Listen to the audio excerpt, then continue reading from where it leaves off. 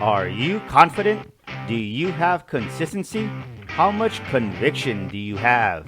I'm Daniel Gomez, the Confidence Architect, a business strategist, keynote speaker, executive coach, and best-selling author. On the Daniel Gomez Inspire Show, we will help you unlock confidence to create consistency and develop conviction. Together, we will discover the key that unlocks your confidence. Welcome back to another episode of the Daniel Gomez Inspire Show, where we motivate you, we inspire you, and man, are we going to encourage you today. We have an amazing guest, dear friend of mine, doing some amazing things. He's one of the top podcasts right now going all over the world, so I'm just excited to drop some value with him here today. Let's welcome to the Daniel Gomez Inspire Show, Mr. Richard Kaufman. Woohoo! What's going on, my brother? What is up? How the are crowd you is doing? going riot. Look at that.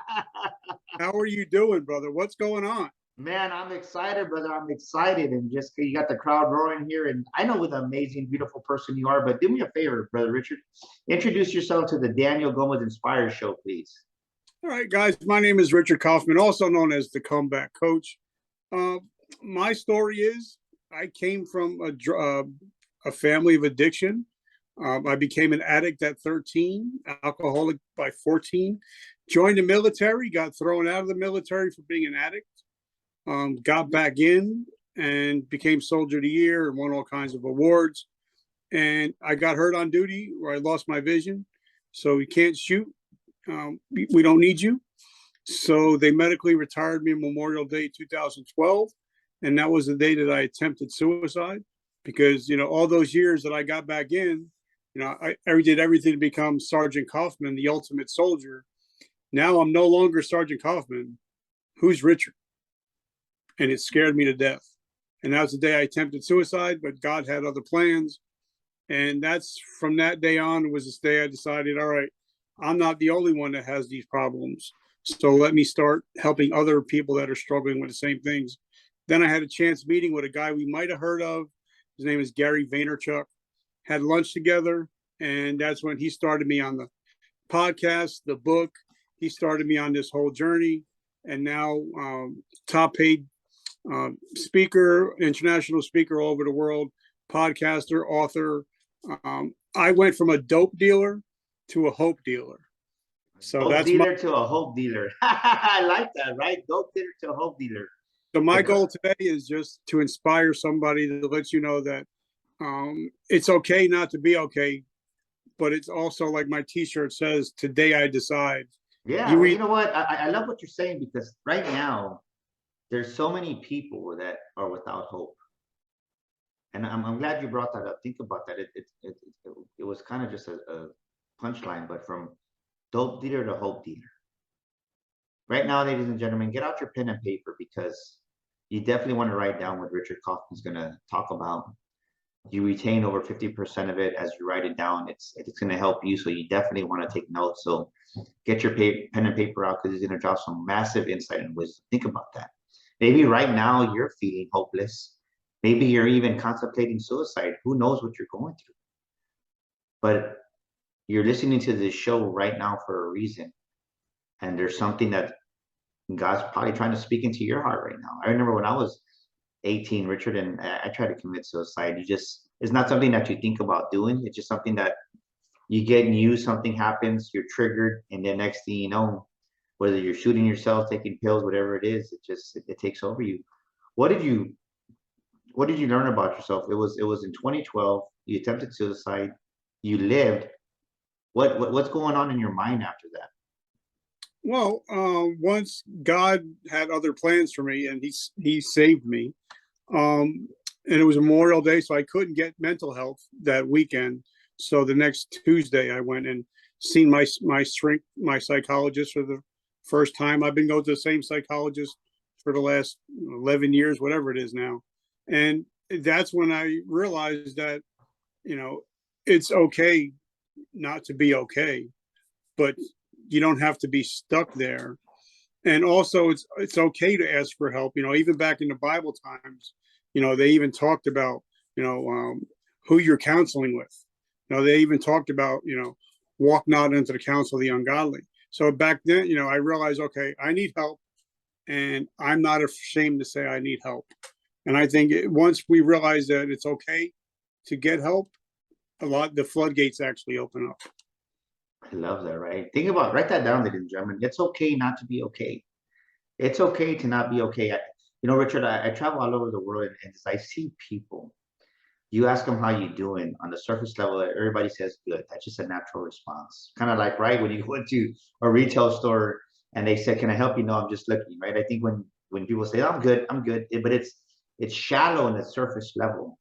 And I want people to understand that we're going to talk about business and just everything in general today, that there's a deeper that we all have to go in as individuals, right? We have to go deeper in this new era of life, because those shallow answers ain't working, right? We see all the chaos, some of it in the news, some of it are just what's happening, tragedies here and there, that people are just exploding, right? They're imploding in the inside, self-destruction, and then they don't know how to handle it, and they're exploding and taking it out on people. It's people think it's funny, or they think it's entertainment, and it's sad, because I think more and more now I'm seeing more of these videos on YouTube and TikTok, where people are just fighting at airports and literally like slapping and beating each other up. But it's not the way the world should be. It's not healthy. It's because there's something that needs to be fixed inside of themselves. And what would you say maybe somebody right now is feeling hopeless and they really don't have a sense of direction?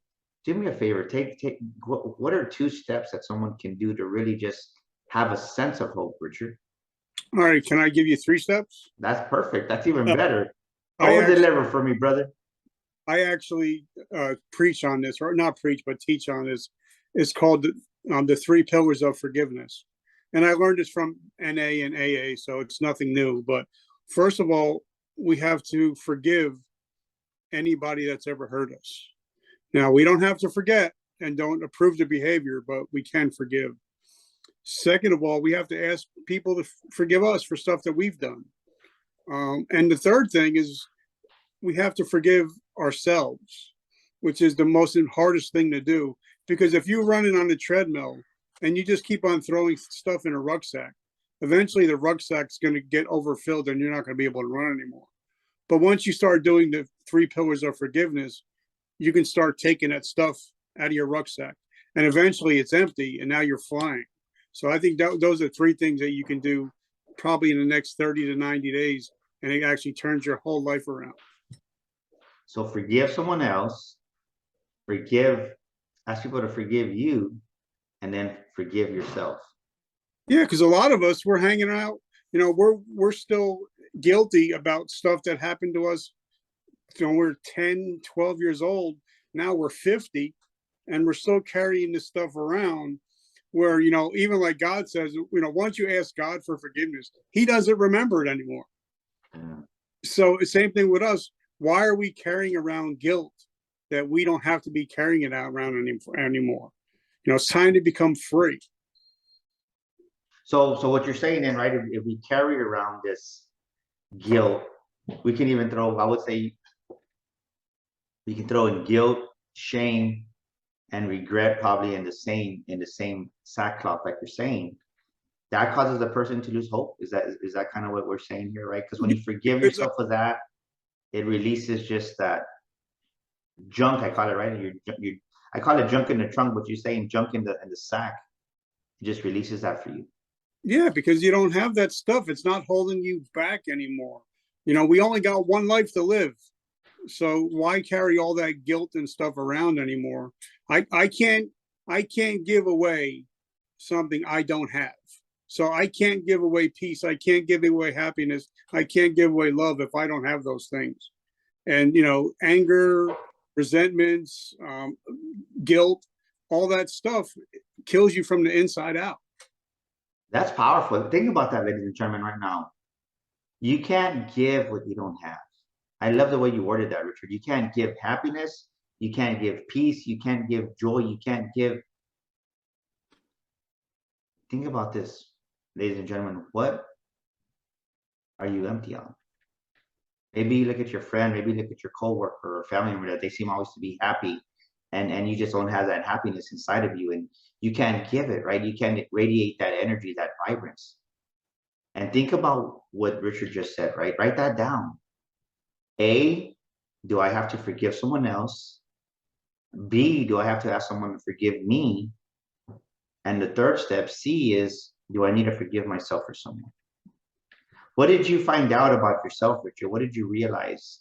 Because I think I love your heart, man. And what did you learn about yourself after you went through this three-step process? What really came out? You're like, wow, I didn't even realize this was there, and now I got the freedom to do even more now. Well, one thing on my desk when I do my podcast, I actually have a little cup I keep here. It's, of course, it's got my name there, but it's an empty cup. And it reminds me that I can't pour from an empty cup. So I got to make sure that my cup is full. So that's why I make sure that, I take time for self-care and stuff like that. But one thing I learned about myself is that I'm okay. I like me. I like the man I've become. And I tell people all this time, I'm not afraid to eat at the table alone because I know what I bring to the table. So Oh, baby, I love that. Say that again. I'm not afraid to eat at the table alone because I know what I bring to the table. So, I think it taught me my self-worth, and it taught me to realize, that I'm not the best, I'm not the worst, but I'm also a child of God. So, so that lets me, puts me on a whole other plane, knowing that, I'm blessed, I'm highly favored. I sit at the table with the king, so there's nothing that I can't do. I don't know who needs to hear this, but when you were saying that, Richard, I think there's many people out there, so many people out there that are sitting at the wrong table, trying to make other people happy, trying to be at this table that they're not even meant to be. So listen to the words that Richard said, what he said right now. He's not scared to sit at the table by himself because he knows the value he brings. Maybe you haven't been happy. Maybe you've been feeling depressed. Maybe you're feeling hopeless because of that very reason. You're sitting at the wrong table, and the people that you're sitting with don't appreciate you. They're not showing you the respect, the honor that you do bring to their lives. It could be a friend, it could be a position a job that you outgrown. Maybe you've outgrown it, but you're comfortable there, and you're tolerating all these, how can I say it, all these things that don't longer serve you, right? You're tolerating all these thorns at your side because you're sitting at the wrong table. Maybe it's time for you to get up and think about what Richard just said. Maybe you need to move to a different table. It's okay to sit by yourself for a while. I love it. I enjoy my alone time. But sometimes it's a bad thing for me, Richard, because I enjoy that quiet time myself. But then again, we need people, right? We need people around our lives just to kind of grow and add value to. And just, I'm a people person. But think about what Richard just said. Do you need to be at a different table? Or maybe you're the one that's scared that you have to be around a certain number of people, and it's not healthy, right? It's okay to have self-love and to have some alone time. You don't need to be surrounded by everybody, especially if they're not supporting you right now. Let me ask you this, Richard. So you come out of the military in 2020, you're coming out, and where did this vision of the comeback coach come back from, right? Where did you decide I wanted to be a coach? Because I love the name, right? The comeback coach. It's unique. No one else I have seen use that. So where did that vision, that idea come from for the comeback coach? Well, first, I just want to hop back real quick and talk about something we just talked about. Even in the animal kingdom, the lions are not concerned with what sheep do. And also, you'll never see an eagle flying with a turkey for a reason. So even in the animal kingdom, there's winners and then there's everybody else, and they're not afraid to stand alone. So, but for me, it was 2012. As I'm going through medical process, everybody's sitting there watching, playing checkers and chess and all that. So I started picking up books on self-development. And I picked up, the first book I ever picked up was Rich Dad, Poor Dad by Robert Kiyosaki and Sharon Lechter. I've had them both on my show. But a lot of the books started mentioning this guy named Gary Vaynerchuk. And I didn't realize that his father's liquor store was 20 minutes from my house. Wow. So I called the store there. I said, hey, this is Rich. from GNC. I want to come down and meet with Gary. I guess he thought it was a business meeting, but I just showed up and me and him sat and talked for like 20 minutes. And that's when he came up with the whole comeback coach. He says, you've been through so much stuff in your life, the drug abuse, alcoholism, homelessness, PTSD, a traumatic brain injury, blindness, but you keep coming back. You're too dumb to quit. And that's when I was like, okay, the comeback coach. And then he says, maybe you should start a podcast. Maybe you should write a book. And the podcast only started because I lost 80% of my vision. So I'm at home doing nothing. And I started a podcast interviewing people that had it worse than me. Yes. Like the first guy I interviewed, he had no legs and no arms, but he's skiing with his family in Aspen, Colorado, enjoying life to the fullest.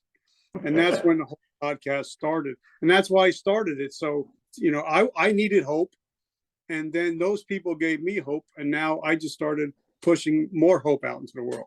So that's how the whole comeback coach and the whole podcast started. Well, I love that, because what I love about you is, and think about this, so many times, ladies and gentlemen, we start something and it doesn't come out right. It's not coming out the right way. Or we do something and it's not going the way we hoped.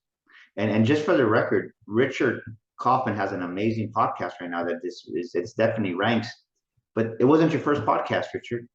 And that's what I love about you, right? That just proves to his name, right? To what we're talking about. He did it for the first time several years back, and it did have some traction, but it didn't nearly have the success of what his current podcast. Tell us about that. What did you learn from your first go around, right? Because I think somebody needs to hear this, because maybe they're trying to write a book and it didn't come out right, and they're like, you know what, I'm giving up, right? I try to be a coach and I'm just not gonna do it, or I try to become a professional speaker and I just can't do it. And whatever it is for you, maybe you're a baker and you try to open up a bakery.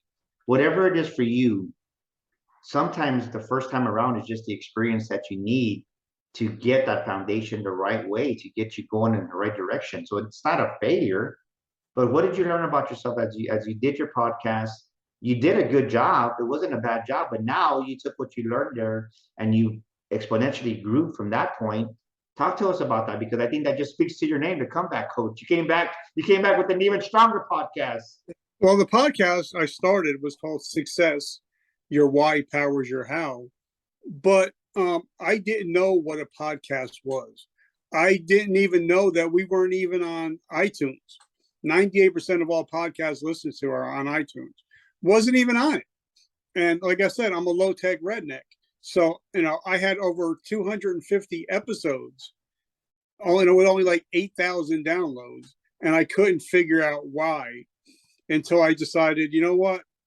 If I'm going to do this, I need to learn from the best. So I shut that podcast down, rebranded, relaunched. Now we're on every single platform. But I took some courses by John Lee Dumas. Which has one of the top podcasts in the world with 1 million downloads a month. I took courses by Zach Babcock, one of the top podcasters. I took 5 or 6 different courses on how to do this stuff, because I realized you don't know what you don't know. So you have to find out what other people are doing to become successful. And you were one of the top people that I watched every episode. I learned what I did, and I didn't start doing video until about a year ago.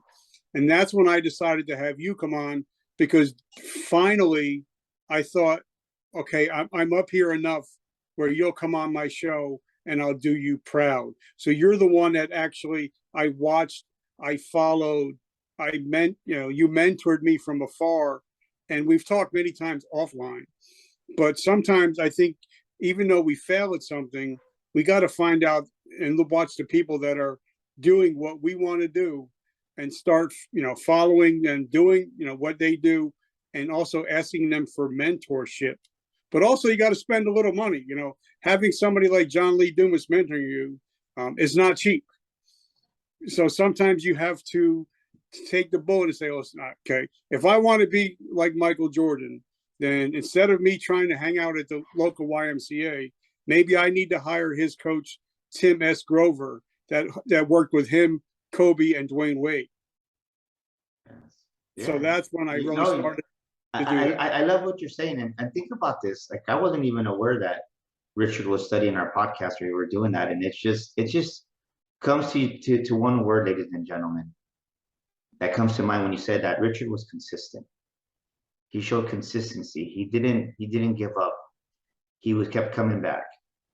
Where in your life, as we're coming down the last couple of months of the year, as we're kind of coming to 2023, where in your life do you have to be more consistent? Where?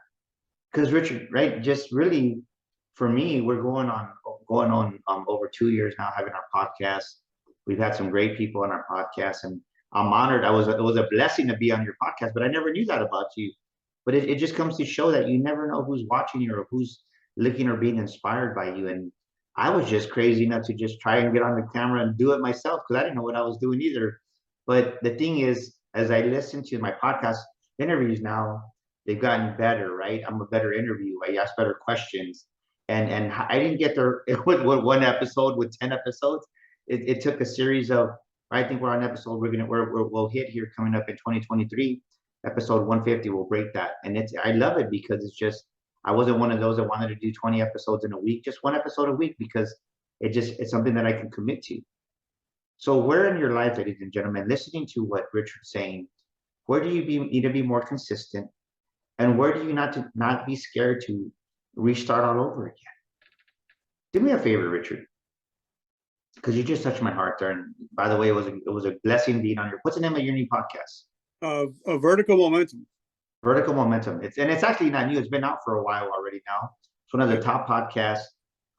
Talk to someone out there that is maybe thinking about giving up.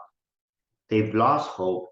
Take a minute or two and look into the camera and just. I want you to do me a favor and speak life into them, because I think the world needs to hear a lot of encouragement for the one and only Richard Kaufman right now. Well, it is November. I think it's November 1st. So this is the perfect time to start crushing it, because everybody else around the world is going to start slowing down for the holidays, Thanksgiving. This is the time. If you're in business, if you are making 5 calls, you need to start making 10 or 15, because your opponents are making 1 call. So this is the time to start crushing. With everybody starting to take it easy, this is the time to start pushing forward and start getting vertical momentum into 2023. So this is the time. This is the day. Today I decide. You decide whether you want to be a victim or a victor. It's your decision. So guys, if you want to start crushing it, now's the time, because everybody in your office is going to start slowing down. So it's time to you ramp it up. Boom, baby! Vertical momentum. You got to ramp it up for 2023. Where right now do you need to do some ramping up, ladies and gentlemen? Think about that. This episode is for you. This is episode for you to study it, to take notes down, to come back and not just listen to it one time. It surprised me, Richard, how many people come and they listen to these podcasts and they listen to them one time, and I get it. But now every time I listen to a podcast or I do an audiobook, I listen to it at least 2 times, because there's always something that I get the second time around that I didn't even get the first time. And that's what I listen with intentionality. But the human mind can't pick up every single little detail. It doesn't work that way. Yep. So, ladies and gentlemen, as you're listening to this episode, maybe you need to come back and listen to it again and take notes again and be like, wow, I didn't get that the first time around. Let me ask you this. Your podcast is doing great. What's the name of your book, Richard? A Hero's Journey from Darkness to Light. Hero's Journey from Darkness to Light. Think about what Richard is saying, right? He was medically discharged from the military, attempted suicide. You could say that his life in 2012 was in shambles. There was a lot of uncertainty going on, but he regrouped. He got it back together because he sought help. He took action.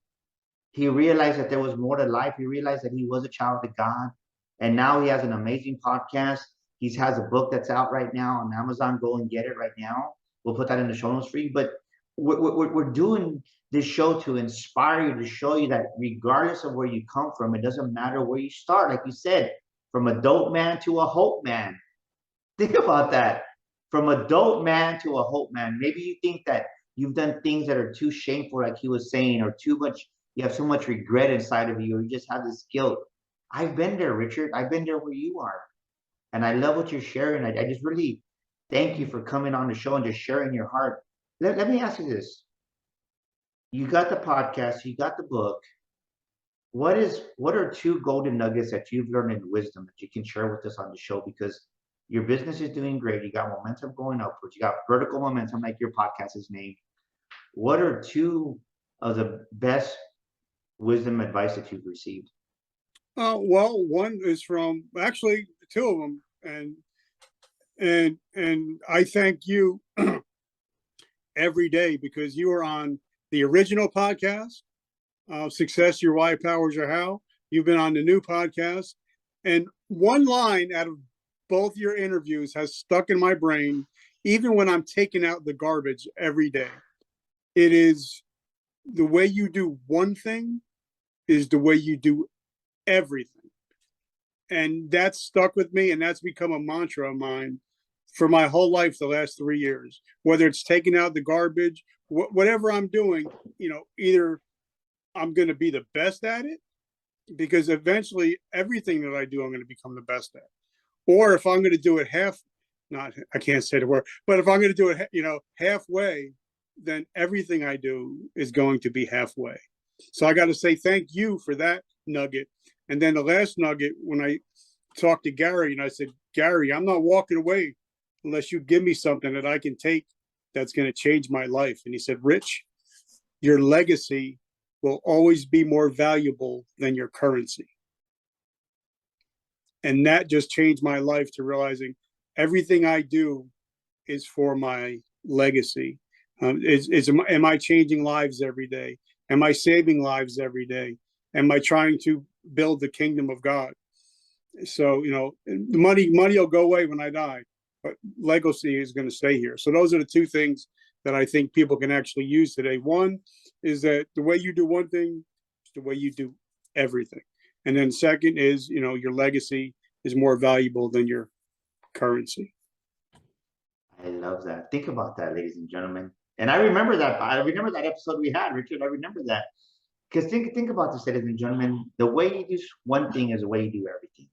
If you take shortcuts, for me, I remember being in Miami last year, Richard, and I looked we were on this yacht. We were doing a conference over there, and we took these pictures, and I was excited. And I remember I went into this house, and I told this gentleman, I'm going to buy me a house like that. And he looked at me like I was crazy, but I really meant it. And then after I got back to the hotel room and I was looking at pictures, I realized, man, my cheeks got chubbier, and I got complacent in my success. And to your point exactly, I said to this, I go, even though I'm going to the gym, right? I'm showing up at the gym, I'm working out, but I'm not really pushing myself. I'm not being intense. I'm not really pushing my workouts. I'm going through the motion. I said, so if I'm going through the motion in my workouts, to your point exactly, the way I do something is the way I do everything. I said, I don't know, even though our business is growing, we're doing really good. I'm taking shortcuts right now in my business. I just can't see it. I came back that next week, hired my trainer, Reggie Cox. I'm still with him going on a year already. He pushes me. I don't like him a lot of times because he pushes me, but check it out. Because of that, that's a big part of it, because my accountability now is in our gym here at the house. When he shows up, I got to show up. And I push myself, one more set, one more rep is what I tell myself, right? One more set, one more rep, one more set, one more rep. And I've taken that mantra, right? That attitude into business. And we just finished the month of October, and I was literally crying. Had my face on the floor, thanking God. We tripled our revenues in 2021. And I truly believe, of course, it's the grace of God, right? But it's the fact that I invested in myself in a trainer, had nothing to do with business, but to your point exactly, the way you do something, Daniel, is the way you do everything. And I love the second quote you said. Think about what Richard said on this one, right? So where in your life, first of all, are you taking shortcuts? Because it's showing up in another area of your life. If you're taking shortcuts in your personal life, it's going to show up in your business, especially if you're a solopreneur, especially if you're an entrepreneur. It's going to show up. And where in your life are you putting your currency before the legacy, right? Your legacy is more valued than your currency. What does that mean? Be a man and a woman of integrity. Be a man and woman that is honest. Be a man and woman that adds value. So many people, Richard, right now, they want to, they want the spotlight to say, they want to shine from the out, they want the spotlight on them, but they don't want to shine in the inside. And the way you shine is what Richard is saying. What is the legacy you're leaving? Because your legacy needs to outweigh, outcost your current currency. It's more important. Because if you're not thinking long term, if you're thinking just here and now, I used to be that way. And I had to dramatically change who I was because I came right from the old school car dog mentality that it was just right here and now, and I had to change that. And now that I think differently, our business runs a lot smoother. My attitude is totally different, and I really genuinely love and care for people more. It's not just a transaction anymore. And sometimes, right, the Daniel Gomez of old comes up because it's human nature. That file's still there, that way of thinking. But to what Richard just said, what he learned from Gary Vee, legacy is more important than what currency is. Did I say that And right? yeah, and one thing I just want to add, because a lot of us, they see a lot of us on camera, and they're like, yeah, but those they're successful, but they don't realize that me and you, we still struggle. It's not all unicorns and rainbows. And like my wife about 6 months ago was crying, and I'm like, what's the matter, honey? She's like, you know what? You're so busy trying to help everybody else that you're not even helping the person sitting across the table from you. So for me, I think success starts at home and then emanates out instead of emanating out into your home. So I think somebody needs to hear that maybe the best thing, maybe you're not the best entrepreneur, but maybe you can be the best husband, the best father, the best friend. So and maybe start at home, and then everything else can emanate out. Boom, baby. I love that. You're man. But it goes back to what we talk about. God, then family, then business. Yeah. When you put God first, Richard, and then family, and then business, ladies and gentlemen, maybe that's the reason your business, your podcast, whatever you're doing isn't rising, because you're not honoring your wife. And I can guarantee you, Richard, after she said that, you changed some daily activities. Okay, honey, what can I do? And not that your wife's needy, but just you got to honor your spouse. You got to honor your wife. And I love that you brought that up. And you're 100% right. And there's a lot of people, like I had David Meltzer on. He's got a $20 billion a year company, and he says, he lost $100 million at the age of 29, and he said, I had to restructure my life.